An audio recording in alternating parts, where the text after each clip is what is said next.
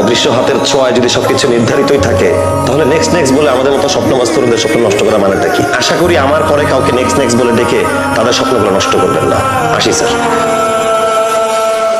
আপনার সার্টিফিকেটটা নিয়ে যান। সার্টিফিকেটগুলো লাগবে না, এই সার্টিফিকেটগুলোর উপযুক্ত স্থান ডাস্টবিন।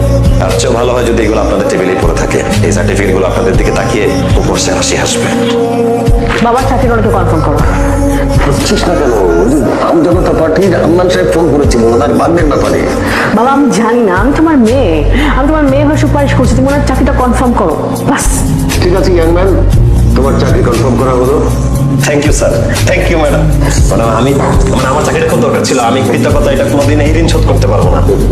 খালা, খালা, ও খালা। কি গো বাজান, আজকে এত খুশি খুশি লাগতেছে? খালা আমি চাকরি পাইছি। হ্যাঁ, জরিনা কই? আলহামদুলিল্লাহ। আপনার আসলে চাকরি পাইছেন? হ্যাঁ, একটা বড় কোম্পানিতে চাকরি পাইছি। আমার মাসিক বেতন 50,000 টাকা। ও আল্লাহ, কয় কি? মাশাআল্লাহ মাশাআল্লাহ। কি অবস্থা মিস্টার আলম? কেমন লাগছে প্রথম দিনের অফিস?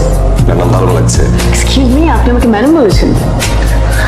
আমাকে ম্যাডাম বলে ডাকতে না। ম্যাডাম মিনো ইজ ভেরি অড লাগে। You can call me miss Aliza.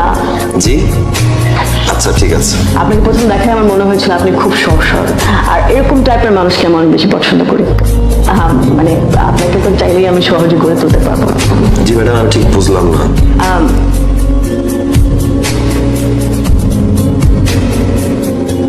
কেমন আছো চাচা? আলহামদুলিল্লাহ ভালো আছি। তুমি ভালো আছো? আমি ভালো আছি। আলম সাহেবের খাবার নিয়ে আসছিলাম, রাখেন। স্যার তো নাই, এই মাত্র ম্যাডামের সাথে বাইরে গেছে। আগে ওনারা বাইরে লাঞ্চ করবে। আবু ভাই, তুমি আলমের জিনিসপত্র তুলে কই যেতেছো? তুই আইসস? আলমে হঠাৎ করে করতে দিনে আইসে আয়া আমারে কইতেছে ভাই আমার জিনিস ঠিক তো গুছায় উত্তরে দিয়ে যাও।